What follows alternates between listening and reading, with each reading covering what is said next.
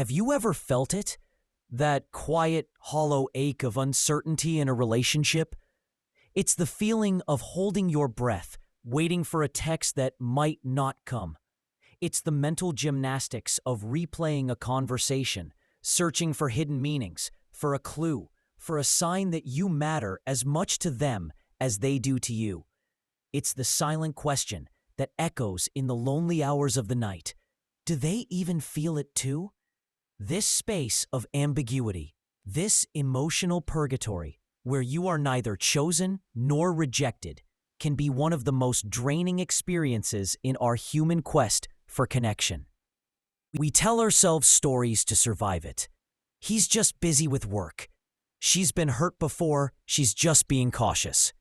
Maybe if I'm just a little more patient, a little more understanding, a little more perfect, then they will see me. Then they will choose me. We become actors in a play we didn't write, trying to win a game whose rules are constantly changing.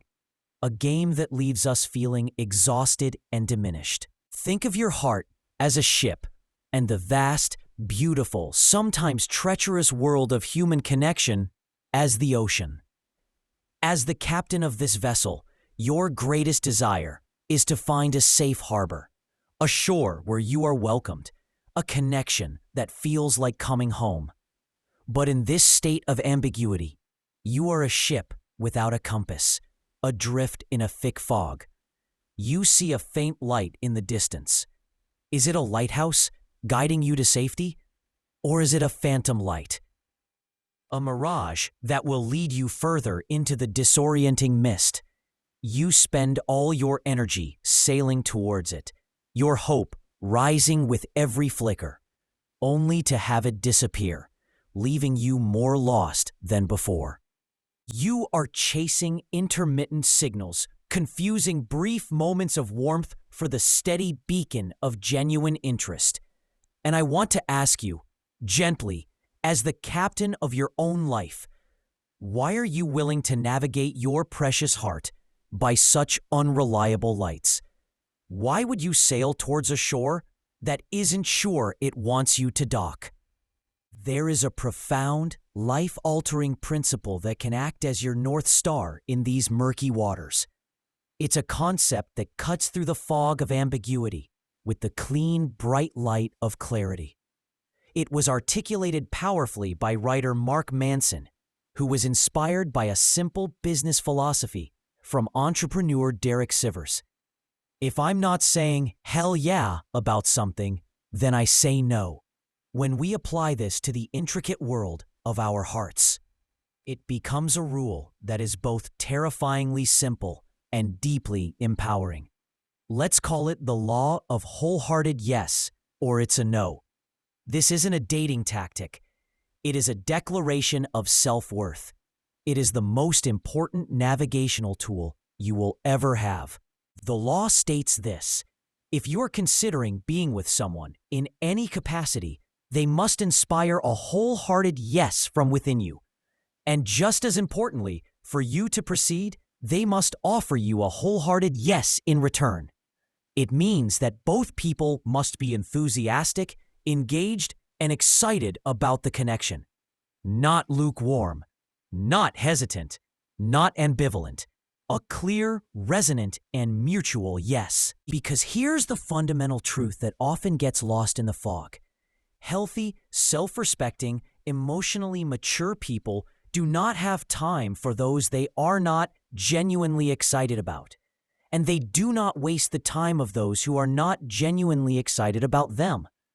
They understand that their energy is a precious resource.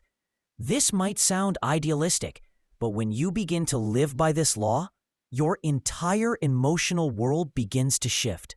The games stop. The confusion clears. The desperate chase ends.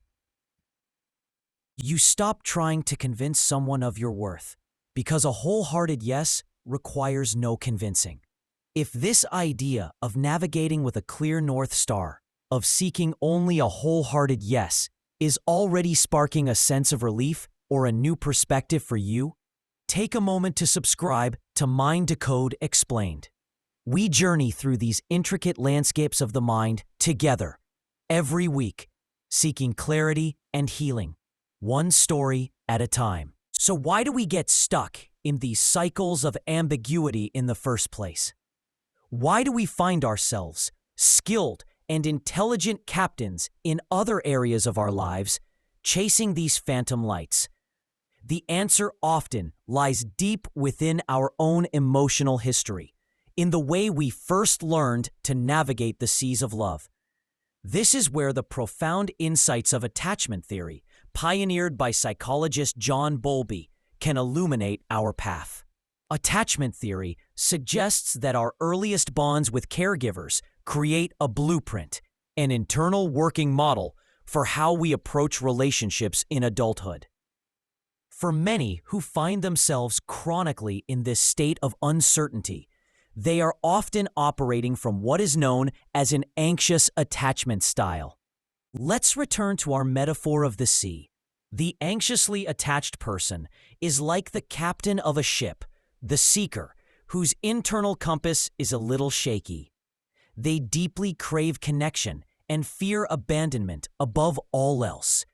When they spot a potential partner, particularly one who is a bit distant or inconsistent, let's call this person the island, embodying an avoidant attachment style. A powerful and painful dynamic is set in motion. The island sends out intermittent signals of interest, a flash of the lighthouse, followed by long periods of darkness. The island fears being engulfed, of a ship docking and never leaving. So it keeps others at a safe distance. For the captain of the seeker, that intermittent flash of light is intoxicating. It activates their entire system. Their fear of the light disappearing for good, the fear of abandonment, drives them to sail frantically towards it. The moments of darkness, the unanswered texts, the emotional distance don't register as a no. Instead, they register as a challenge. I must try harder. I must be better. I must prove I am worthy of this light. They spend all their energy analyzing the weather patterns around the island, trying to predict when the next flash will come, instead of asking the fundamental question, is this lighthouse actually guiding me to a safe harbor? The avoidant person, the captain of the island, isn't necessarily malicious. Their own blueprint says that true intimacy is overwhelming, that self-reliance is the only true safety. They crave connection from afar, but when someone gets too close, their internal alarms go off and they retreat into their fog. This creates the classic painful dance of the pursuer and the distancer. The more the seeker chases, the more the island recedes. And the person with the anxious blueprint interprets this distance not as a sign of incompatibility, but as a reflection of their own inadequacy. They believe that if they could just find the right words, the right strategy, they could convince the island to become a welcoming port. But the law of wholehearted yes teaches us to see this dynamic not as a problem to be solved, but as information. The information is this: your navigational systems are incompatible. You are seeking a harbor that is terrified of ships. You are not a bad captain, and it is not a bad island. It is simply not your destination. The wholehearted yes from an avoidant person is rare and fleeting, and the wholehearted yes you feel in return is often just the desperate hope of an anxious heart, not the calm certainty of a secure one. This is where we must dismantle a pervasive and toxic myth that our culture often feeds us: the idea that persistence is always a virtue in love. We've seen it in countless movies. The hero who relentlessly pursues the one who is not interested, wearing down their resistance through grand gestures and sheer stubbornness until they finally win them over. This is not romance. From a psychological perspective, this is a profound disrespect for another person's autonomy. It is prioritizing your own desire over their clearly or even subtly stated boundaries. The law of Wholehearted Yes calls us to a higher standard. It asks us to respect the no, even when it's a quiet no, a no of inaction, a no of indifference. Because a person's enthusiastic consent and excitement is a prerequisite for a healthy connection, not an obstacle to be overcome. When you try to convince, cajole, or strategize your way into someone's heart, you have already lost. You have implicitly accepted the premise that you are not inherently worthy of being chosen freely and enthusiastically. You have agreed to be the salesperson for your own lovability. A wholehearted yes cannot be negotiated. It must be given freely. This leads us to the work of the brilliant researcher Dr. Brené Brown, whose work on vulnerability, courage, and worthiness provides the emotional backbone for this law. Many of us avoid implementing a wholehearted yes or it's a no policy, not out of strategy, but out of fear. The fear of what a no means, the fear of being alone, the fear of not being enough. We settle for ambiguity, for emotional crumbs, because we believe that crumbs are better than starvation. We stay with the person who is good enough but doesn't light us up, or we chase the person who gives us fleeting attention, because the alternative, setting a boundary and potentially facing emptiness, feels terrifying. Brené Brown teaches that vulnerability is not weakness. It is our most accurate measure of courage. And living by the law of wholehearted yes is an act of profound vulnerability. It is the vulnerability of saying, I am open to connection, but I will not contort myself into a pretzel to be loved. It is the vulnerability of walking away from a maybe in the faith that you are worthy of a yes. It is the vulnerability of choosing the quiet of your own company over the loud anxiety of an uncertain relationship. This is where we often misunderstand what we're looking for. We think we're looking for a partner, a date, a relationship. But what we are fundamentally seeking is to feel seen, valued, and loved. And the paradox is that by accepting a connection that is less than a wholehearted yes, we guarantee that we will not feel those things. We will feel anxious, insecure, and perpetually striving. As Brené Brown would say, we hustle for our worthiness. We believe that if we perform perfectly, we will be loved. But true belonging, she notes, never asks us to change who we are. It demands that we be who we are. The law of wholehearted yes is your filter for true belonging. It ensures that you only dock your ship at shores that don't just tolerate your presence, but celebrate your arrival. You stop hustling and start choosing. So how does this work in practice? How do we move from the grand metaphor of the sea to the messy reality of dating, relationships, and human connection? The beauty of this law is its radical simplicity. It removes the need for complex analysis and game playing. Let's consider some common scenarios through this new lens. You meet someone at a bar. They're attractive and the chemistry is there for a night of fun. You check in with yourself. Does the idea of sharing that experience with them right here, right now, feel like a wholehearted yes? If it does, and their signals are a clear yes in return, then proceed with joy and without apology. The law isn't just about lifelong romance. It's about being aligned with your own desires in any given moment. Now, consider the man who treats you wonderfully when you are together, but then disappears for weeks at a time. He leaves your calls unanswered and your texts on read. You find yourself constantly making excuses for him, wondering if he's just incredibly busy or if he truly likes you.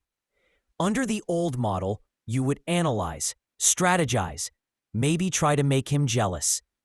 Under the law of wholehearted yes, the answer is simple and immediate. His actions are not a wholehearted yes. They are at best a lukewarm, inconsistent maybe. And a maybe is a no. You don't need to have a dramatic confrontation. You simply need to recognize the information he is giving you and stop investing your emotional energy. You turn your ship and sail on. You deserve someone whose yes is as clear in their absence as it is in their presence. What about physical intimacy? You're in the heat of the moment, and every time you try to escalate things, to remove an item of clothing, your partner gently pushes your hand away. They are not saying no with their words, but their body is speaking a different language. This is not a wholehearted yes. The rule here is not to push, not to convince. The most passionate and connecting sexual experiences happen when two people are leaping into bed together with a mutual, enthusiastic yes. Anything less is a compromise that diminishes the experience for both of you. The respectful, connecting response here is to pause and check in. Is everything okay? What are you feeling? This act of tuning in often resolves the uncertainty far better than any assumption could.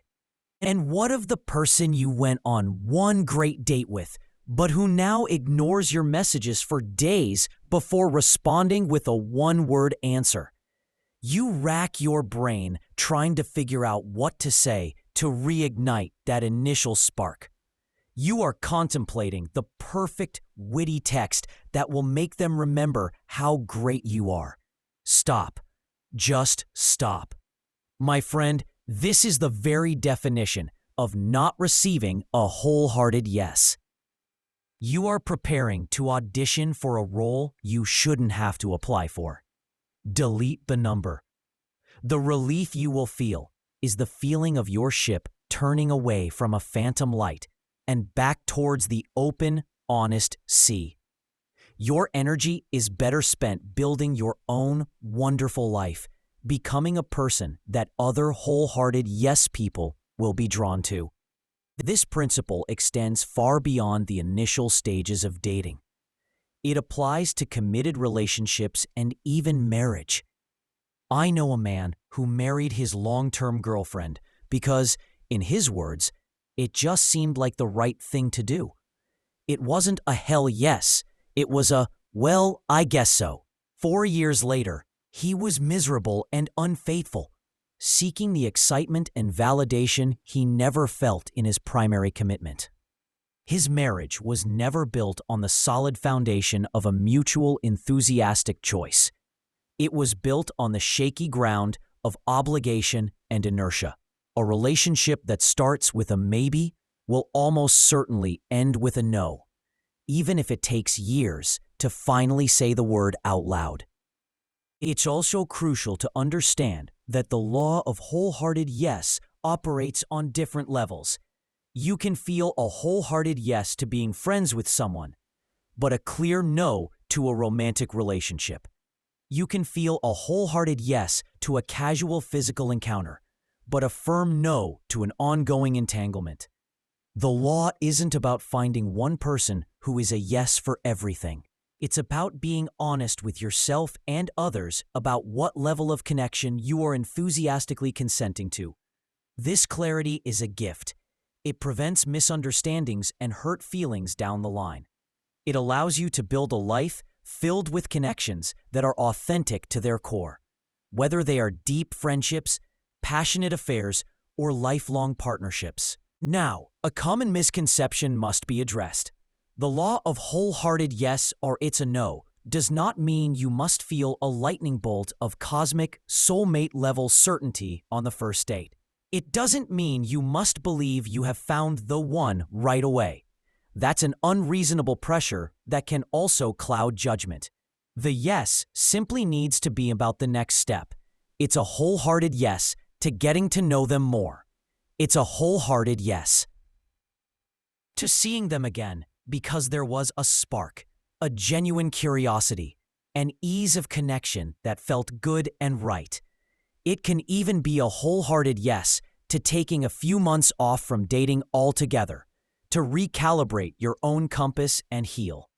The point is the mutual, enthusiastic energy for whatever stage you are in. If that mutuality is not there, you are simply wasting your most precious resources, your time, your emotional energy, and your self-esteem. When you truly commit to living by this law, your dating problems simplify dramatically. They boil down to one of two core challenges. The first challenge is the person who rarely, if ever, feels a wholehearted yes for anyone they meet. If you find yourself indifferent or critical of everyone, if no one seems good enough, the problem might not be them. It could be that you are harboring unrealistic expectations, or more likely, you have built powerful emotional walls to protect yourself from getting hurt. You are the captain of the island, so fearful of a ship docking that you find fault with every vessel that approaches. Remember, it is your responsibility to find the interesting and wonderful in others. It is not their job to perform for you. Learning to appreciate the humanity in everyone you meet, even if they aren't a romantic match, is a skill. It requires an open heart. This is your work to do. The second challenge is the person who never seems to inspire a wholehearted yes from others. If you consistently find that the people you desire are lukewarm or reject you, it is a painful but powerful signal. It's an invitation to turn inward. It is time to stop focusing on how to get others to like you and start focusing on building yourself into a person that you like. Ask yourself honestly, what about you would make someone feel excited and enthusiastic? What is your yes? Are you passionate about your life? Are you kind? Do you have integrity? Are you emotionally healthy? Are you taking care of your physical and mental well-being? Build yourself into someone that you, yourself, would be wholehearted yes about. This is the ultimate dating advice, beyond any line or tactic. Self-improvement is the only game worth playing. Everything else is a distraction, an ego-driven battle to prove your worth. Because you can perform perfectly, you can trick someone into dating you, sleeping with you, or even marrying you. But the price of that performance is the one thing you were seeking all along: your own genuine happiness. The true beauty of the law of wholehearted yes, or it's a no, is that it brings the locus of control back to you. You are no longer a victim of circumstance, waiting to be chosen. You are the chooser. You are the captain. You are the one who decides which lights are worth sailing towards. You stop asking, how can I make them like me? And you start asking, does this connection feel like a wholehearted yes to me? This shift is everything. It is the moment your ship stops drifting and starts navigating. The fog begins to lift, not because the sea has changed, but because you have found your North Star. So let us end where we began, with that feeling. But this time, it is a different one. It is not the ache of uncertainty, but the quiet, solid hum of self-respect. It is the peace of knowing you will no longer betray yourself for the sake of not being alone. It is the empowered feeling of turning your ship's wheel with confidence, your eyes fixed on your own internal compass. The journey of connection is long, and the ocean is vast. You will encounter other ships. Some will pass in the night, some will sail alongside you for a time, and some you hope will be heading to the same harbor. But you will no longer chase them. You will no longer beg them to want you.